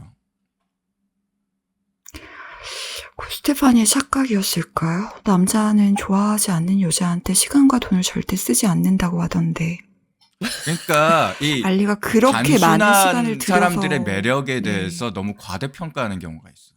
이게 실제로 도움이 되는데 네. 이런 이런 캐릭터들이 주는 큰 위로감 그리고 항상 나를 기쁘게 해주는 그런 행복하게 해주는 그런 게 있는데 절대로 그거를 이게 나한테만 주는 어떤 큰 배려다라고 착각하면 안 되는 부분이 있고요. 혹시 아니, 지금 전국에 계신 프렌즈의 알리분한테 조이 캐릭터 생각나시죠? 시트콤 프렌즈에. 당연하죠. 조이가 약간 그런 저는 피자도 조이 스페셜만 먹어요. 좀 약간 단순무식한 캐릭터인데 그러니까 사랑을 받잖아요. 조이가 이런 의족을 한 여인과 하룻밤을 보내는 에피소드 기억나시나요? 얘기하면 기억날 것 같아요. 다 봤으니까. 조이 역시 이런 의족을 한 여성과 밤을 보내는 게 전혀 상관이 없었던 거지. 그냥 여자는 여성대로 매력이 있고 물론 조이는 모든 여성한테 아낌없는 사랑을 주는 박애주의자지만 네. 조르바구나, 조르바. 그러다가 같이 거실에서 이렇게 섹스를 하고 나서 잠에 들었는데 여기는 아직도 벽난로가 있잖아요. 북미 네. 쪽은 벽난로로 난방을 하는. 그래서 새벽에 좀 추워가지고 주변에 있는 나무를 벽난로에 던진 거예요. 근데 그분 의족이 나무였던 거지. 어떡해. 그래서 쫓겨난 에피소드가 있었죠. 근데 제가 문신 얘기했는데 어떻게 된 거죠? 자, 이현님한테 여쭤볼게요. 네. 이현님은 문신 장면을 어떤 의미로 받아들이셨을까요? 문신 장면에선 그냥 본인을 그 의족을 받아들였다라고 생각했지 알리와 그거를 크게 연관짓진 않았던 것 같아요. 그냥 자기의 몸, 그 상태를 네. 제가 그냥 저는 저하고 대입을 해서 그냥 제가 암을 인정한 거, 자기 자신을 스스로 내 몸을 인정한 거.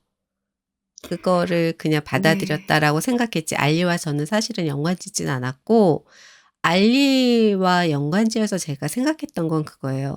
알리를 맡아달라고 했잖아요. 그 권투 싸움하는 거. 그걸 네가 네. 이제 앞으로는 관리를 해줘. 그런데 사실은 네. 스테파니가 나는 그걸 좋아하지 않는다라고 했잖아요. 너네 되게 이상한 네. 사람들이라고 했잖아요. 그런데 그걸 맡아주잖아요. 알리가 너를 네. 믿는다라고 했을 때. 그래서 네. 어찌 보면 굉장히 이질적인 타인의 세계로 스테파니가 사실은 들어가는 거잖아요. 내가 네. 별로 좋아하지 않는. 그건 사랑이 없으면 불가능한 거잖아요. 네. 그래서 사실은 그 장면에서 정말 진정으로 사랑하는구나. 스테파니가. 그래서 그 세계로 낯선 알리의 세계로 드디어 들어갔구나. 스테파니가. 네. 네. 저는 그래서 네. 그 장면이 굉장히 인상적이었어요. 네. 네. 네. 제가 말씀드리려는 게 그거예요. 스테파니가 그걸 받아들이기 위해서는 운전을 해야 음, 했잖아요. 그 맞아요. 전까지는 한 번도 운전을 음. 한 적이 없었잖아요. 네네. 그런데 운전을 하러 이제 그 차를 사러 음, 갔는데, 음, 그러니까 그 운전을 할 음, 수 있는 차가 음, 따로 정해져 음. 있는데, 운전을 네, 하는 네, 장면에서 음, 잠깐 보여주는데, 네, 다리에 힘을 줄 수가 없기 때문에 네, 다리를 네, 허벅지를 들어 올렸다 내려야 네, 네, 돼요. 네, 맞아요. 그때 허벅지를 들어 올렸다 내릴 때 음, 그걸로밖에 이제 악셀이랑 브레이크를 구분을 할 수 없고 직접 발로 눌러서 감각을 음, 하는 게 아니기 음, 때문에 음, 그래서 문신을 했다라고 저는 생각을 했어요. 음, 오른쪽 허벅지에 엄청 크게 불어로 오른쪽, 아, 왼쪽에는 왼쪽 이렇게 한 음, 거예요. 오, 그래서 저는 그게 불어기 때문에 여러분이 놓치셨을 수 있지만 우리가 한국말로 엄청 크게 오른쪽 허벅지에 오른쪽, 왼쪽에 왼쪽 이렇게 돼 있다고 생각해 보세요. 왜 그렇게 했을까요? 옆에 조그맣게 한 것도 아니고 자기 시선이 닿는 곳에 오른쪽 왼쪽을 한 건 오른쪽은 악셀이야, 왼쪽은 브레이크야. 이거를 자기 허벅지를 들어 올리기 위해서 알리를 위해서 운전을 하기 위해서 문신을 한 거라고 생각했거든요. 그거 되게 설득력 있는 얘기네요. 저는 그쵸. 저는 이제 영어 자막으로 봤으니까 네. 권리라고 썼다고 생각했어요. right라고 자막이 나오니까 이게 권리라는 뜻인 줄 알았어요. 불어로는 좌랑 고쉬라고 각각 적었는데, 그래서 저는, 저렇게 몸에 크게 문신을 해서 기억하고 싶을 정도로 알리를 삶에 받아들였고, 알리를 위해서 내가 할 수 없는 거를 할 수 있는 쪽으로 바꾸겠다라는 의지를 보여주는구나라고 생각을 했거든요. 그리고 표정도 달라져요. 완전 굉장히 자신감 있고, 스타일도 달라지죠. 스타일도 패션도 달라지고, 달라지고. 말투도 달라지고, 뭐 전반적으로 네. 되게 공들여서 찍고 그 사실 그 중고차 매장에서 차를 사는데 그때 비 오는 날일 필요가 없잖아요. 네. 보통 연출자라면 네. 이렇게 그냥 쉽게 네. 가려고 했을 텐데 네. 근데 네.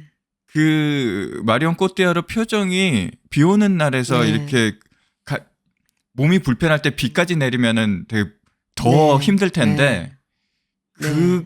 그럼에도 불구하고 표정이 되게 자신감 있는 표정으로 드러나는 게 네. 네. 사람이 달라졌다는 그런 거를 맞아요. 보여주는 네. 아주 최고의 연출이었던 것 같아요. 네. 전 맞아요. 에밀리아 페레즈 보고 좀 이 사람은 나랑 안 맞는구나를 생각했었는데 이 영화는 되게 좋았어요. 그리고 네. 그 싸움장에 갔을 때 의족이 오히려 더 빛났던 것 같아요. 그 그렇죠. 장면에서 스테파니의 그 걸음걸이나 의족이 오히려 더 맞아요. 그 사람들에게 더 압도했던 것 그 같아요. 해적들끼리 그 사람들을. 싸우는데 선장님이 나오는 맞아요. 것처럼. 맞아. 그 정도로. 그리고 그 의족이었던 이유 중에 하나가 그때 알리가 싸울 때 시선이 완전 바닥에 붙어 있었기 때문에 사람의 발목밖에 안 보여요.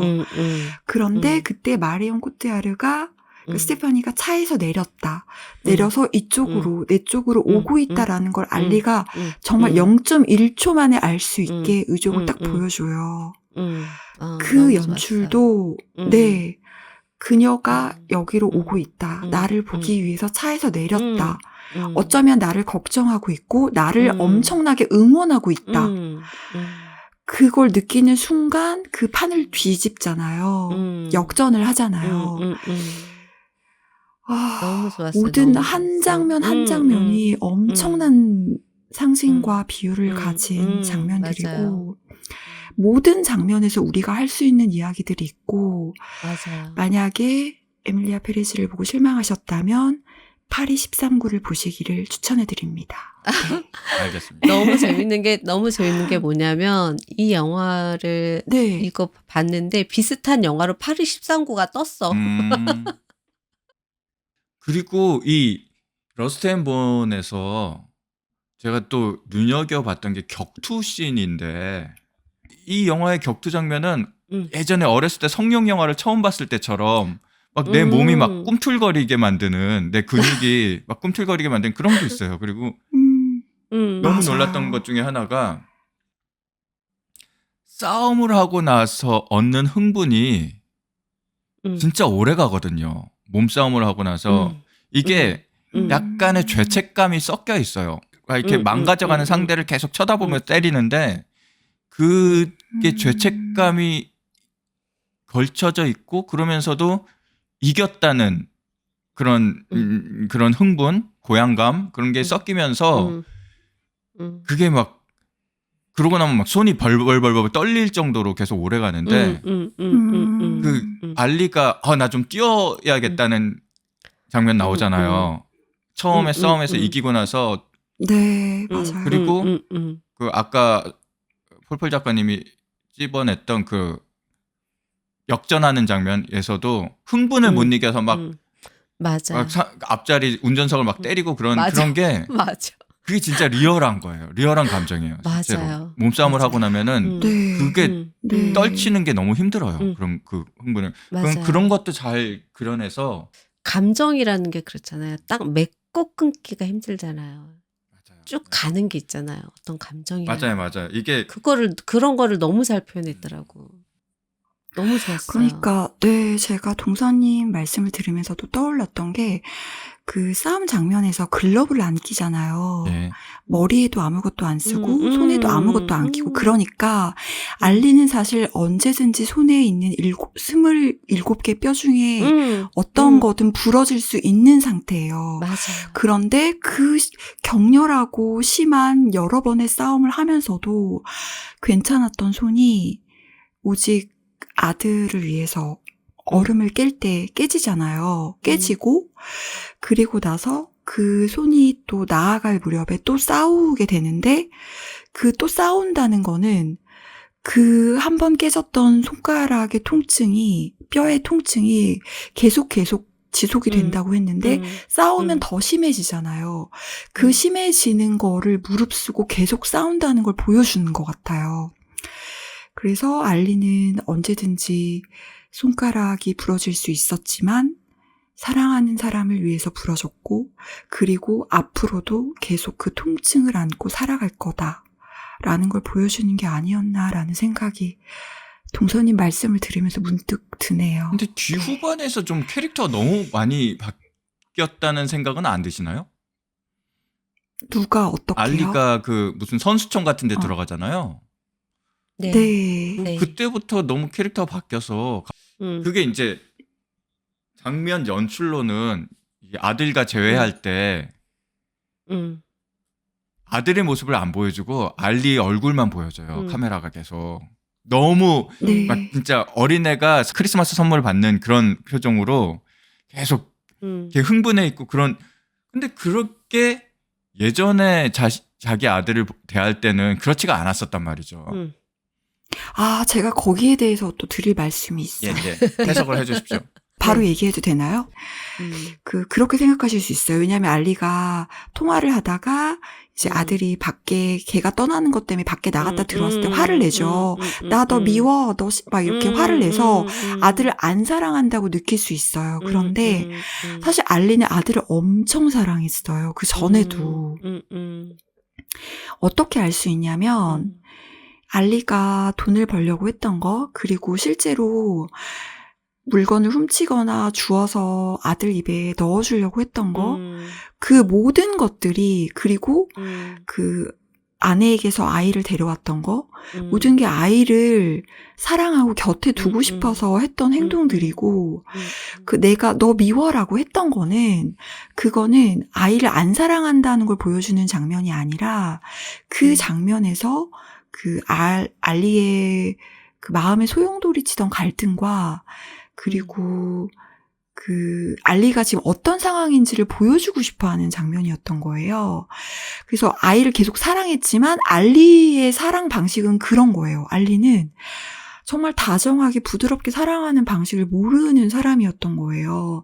돈을 벌었을 때도 제일 먼저 산 게 아이 장난감이잖아요. 그거는 맞아. 그리고 머리를 깨트리고 나서 미안해서 사준 거 아닌가요? 아니야. 아니에요.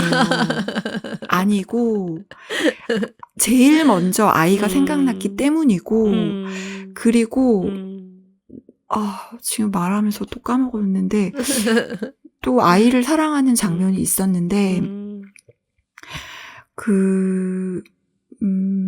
아이가 이제 계집에 들어가서 안 나오고 거기에서 실례를 했을 때 그 아이를 봐주는 여자한테 화를 냈던 것도 내 아이가 이렇게까지 혼자서 실례를 할 때까지 왜 이렇게 혼자 냅뒀냐.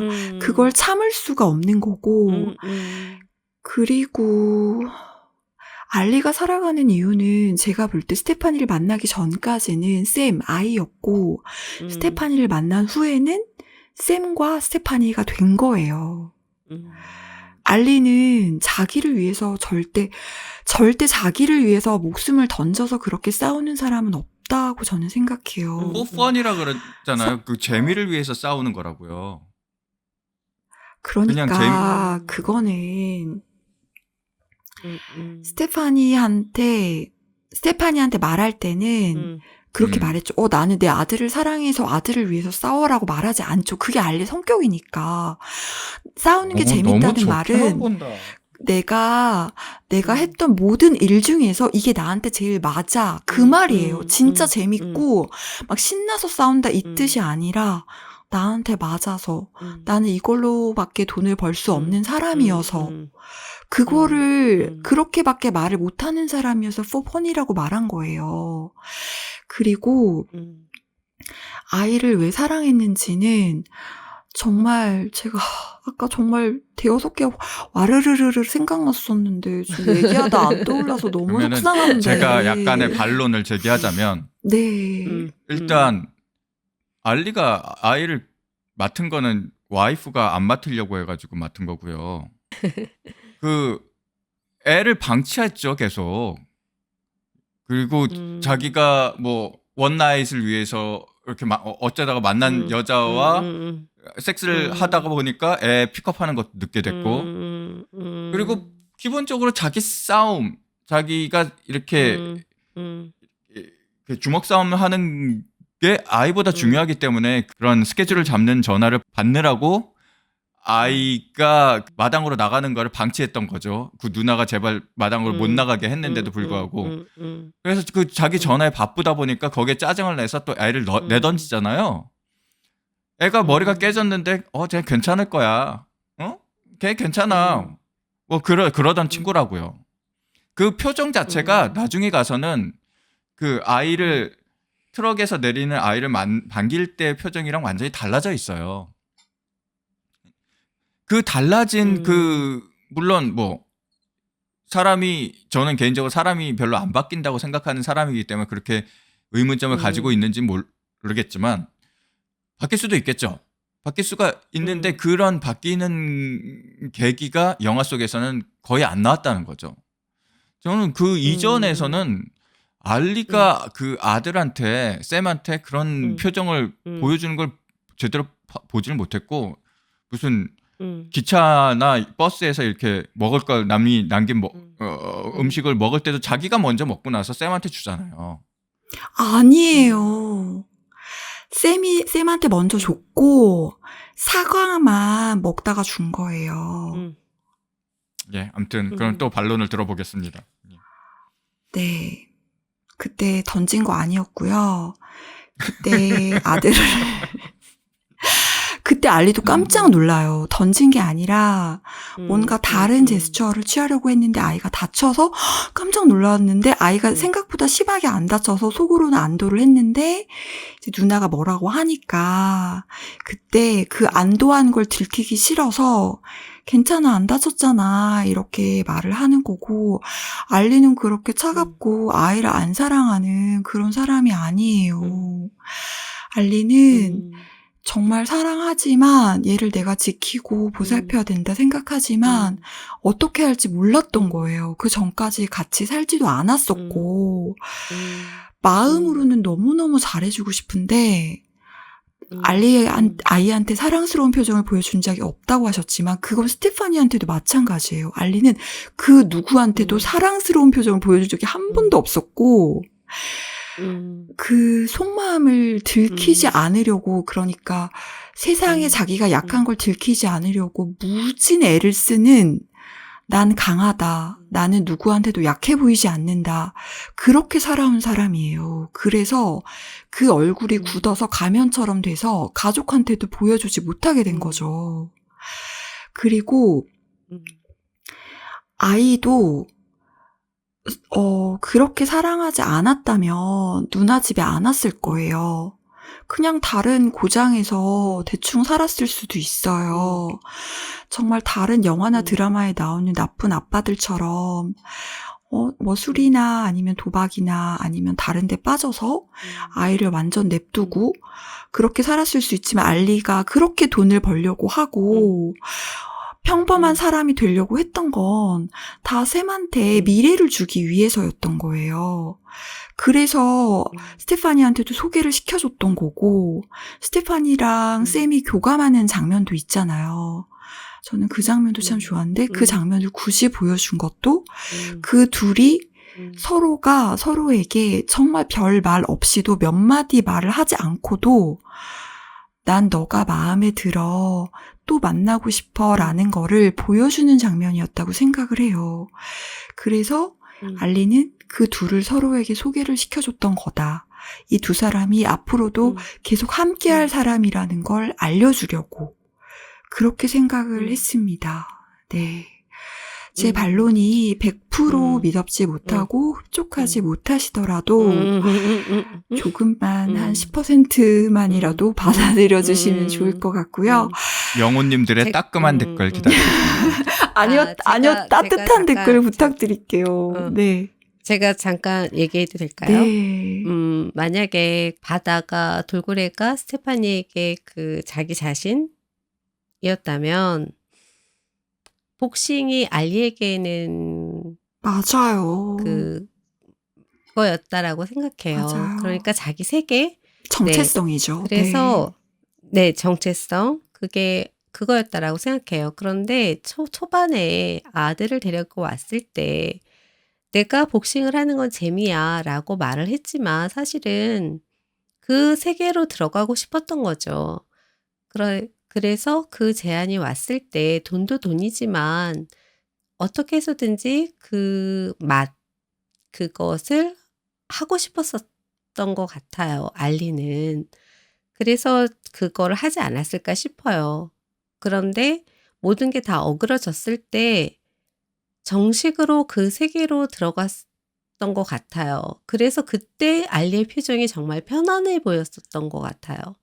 그 복싱을 제대로 시작했을 때 알리의 표정이. 그래서 이 영화가 초반에는 알리의 어떤 서툰 아빠로서 굉장히 서툴고 이랬지만 점점 변해가는 과정을 보여줬던 것 같아요. 이 알리의 변화하는 모습을 보여주면서 초반에는 서툰 아빠, 서툰 연인이었던 알리가 나중에 어떻게 변해가는지를 보여주는 것, 변하는 알리를 보는 거 관객으로 하여금 이 사람이 자기 정체성을 점점 찾아가는 거 그것 또한 저한테는 굉장히 좋은 점이었던 것 같아요. 네. 네, 이현님의 시선 감사합니다. 물론 동서님의 시선도 감사하고요. 왜냐하면 제가 생각했던 걸 더 깊게 생각해 볼 수 있게 해주셨고요. 그리고 그리고 저는 그래요. 이현님 말씀에도 물론 동의를 하고 그런데 제가 알리가 그 누구도 자기 자신을 위해서는 그렇게 싸우지 않는다라고 말했던 건 어쩌면 저는 사회를 움직이는 힘이 그거라고 생각하거든요. 정말 우리가 하기 싫은 일을 하거나, 굳이 그 일이 아니어도 되는데 그 일을 해야만 할 때, 그때는 사랑하는 사람을 위해서 한다고 생각해요. 그러니까 출근하기 싫거나 내가 목숨을 던져서 싸우거나 할 때 그때 나만 생각하면 사실 안 할 수 있어요. 안 싸워도 되고 다른 걸로 돈 벌어도 되고 싸움이 내 정체성이면은 돈 많이 주는 싸움 말고 그냥 싸움을 할 수도 있어요. 그리고 내가 일하러 가기 싫은데 나만 생각하면 일 안 해도 돼요. 그런데 내가 지키고 싶고 내가 돈을 벌어서 맛있는 걸 사주고 싶은 사람이 있을 때 그때 사람이 움직인다고 생각해요. 그래서 그렇게 자기 손이 부러질 수도 있고 또 부러질 수도 있고 몸의 어딘가가 깨지거나 다치는 게 일상이 될 수도 있는 그런 삶을 선택하면서까지 자기 월급에 준하는 혹은 그의 몇 배에 달하는 돈을 벌려고 노력하는 건 자식을 위해서라고 생각을 했고, 왜냐하면 그걸 보여주는 장면이 누나한테 돈을 주는 장면이잖아요. 재워주고 알리를 보살펴줬으니까 누나한테 돈을 준 거고, 그건 알리를 사랑하지 않으면 누나한테 돈을 줄 이유가 없어요. 그렇게 힘들게 싸워서 얻은 돈을 누나한테 주는 건 쌤을 위해서였던 거고, 그리고 돈을 버는 거 자체가 저는 쌤을 위해서 한 거라고 생각을 해요. 그리고 세상을 살아가면서 하기 싫은 일을 하는 모든 사람이 저는 사실은 가족을 위해서 일을 한다고 생각하거든요. 여기에 대해서 반대 의견 있으시면 얘기해 주셔도 돼요. 창작도 그렇지만 삶에 있어서 누군가를 타인을 위해서 가족이든 연인이든 위해서 하는 것도 좋지만 제가 최근에 본 6번 칸에서 어떤 연인 기차에서 우연히 만난 남자를 따라서 그 남자의 집으로 갔을 때 거기에서 만난 남자의 엄마가 하룻밤 묵으러 온 젊은 여자를 앉혀놓고 그 얘기를 해요. 나는 15살 때부터 내면의 동물, 내 안에 있는 내면의 동물의 말을 따라서 살았어. 엄마도 아빠도 형제도 아들도 딸도 친구도 그 누구의 말도 듣지 않았어. 나는 그래서 지금 행복해. 너도 내면의 동물의 말을 따라서 살아. 건배하자. 너의 행복을 위해서. 저는 그 말이 맞다라고 생각해요. 네. 저는, 그 말은 물론 맞죠. 맞는데, 이언니 말씀 중에서 제가 또 얘기하고 싶은 건, 창작은 철저하게 본인을 위해서 할 수 있다고 생각해요. 저는. 근데, 돈을 버는 건 다른 일이라고 생각해요. 네, 물론 돈은 그렇지만 자기를 위해서 버는 게 아니라, 아니 알리가 돈도 돈이지만 복싱을 선택했던 것. 딱 돈 하나만을 위해서 했던 게 아니라 자기가 좋아하는 복싱을 통해서 돈을 벌려고 했던 거는 네, 맞아요. 조금 다른 의미라고 생각해요. 자기 자신이 하고 싶었던 일을 통해서 돈을 버는 거는 나 자신도 잃고 싶진 않았던 거죠.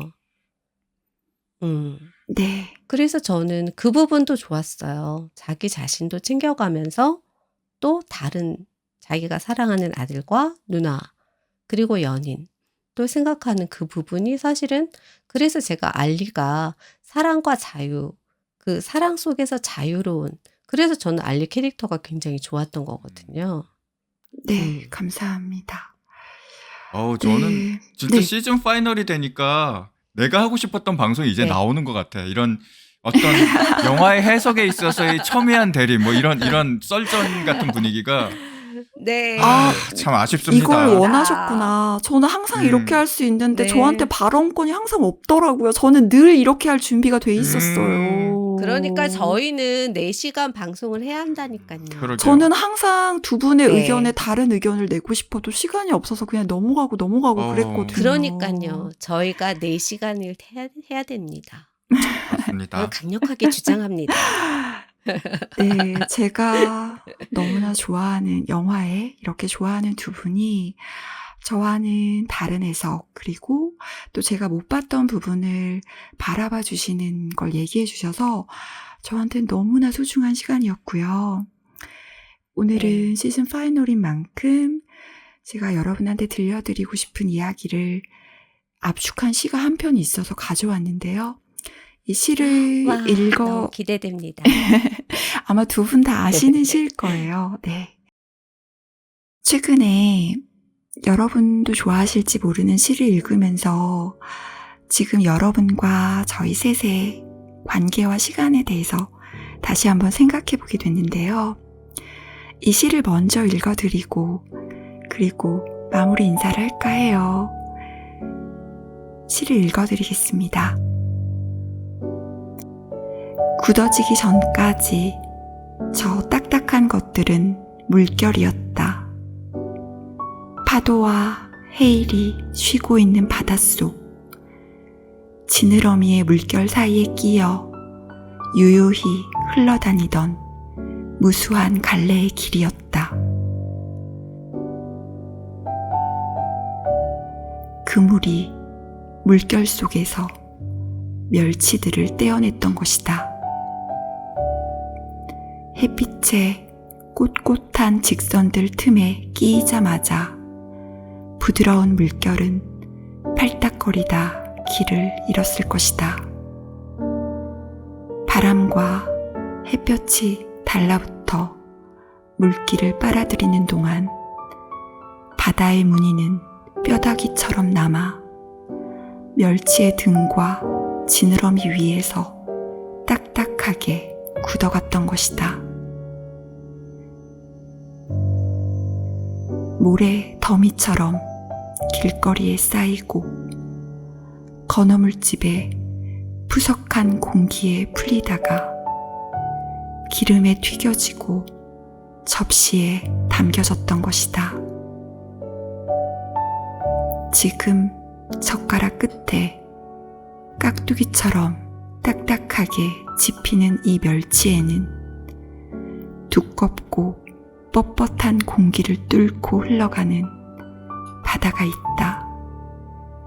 그 바다에는 아직도 지느러미가 있고 지느러미 흔드는 물결이 있다. 이 작은 물결이 지금도 멸치의 몸통을 뒤틀고 있는 이 작은 무늬가 파도를 만들고 헤이를 부르고 고깃배를 부수고 그물을 찢었던 것이다.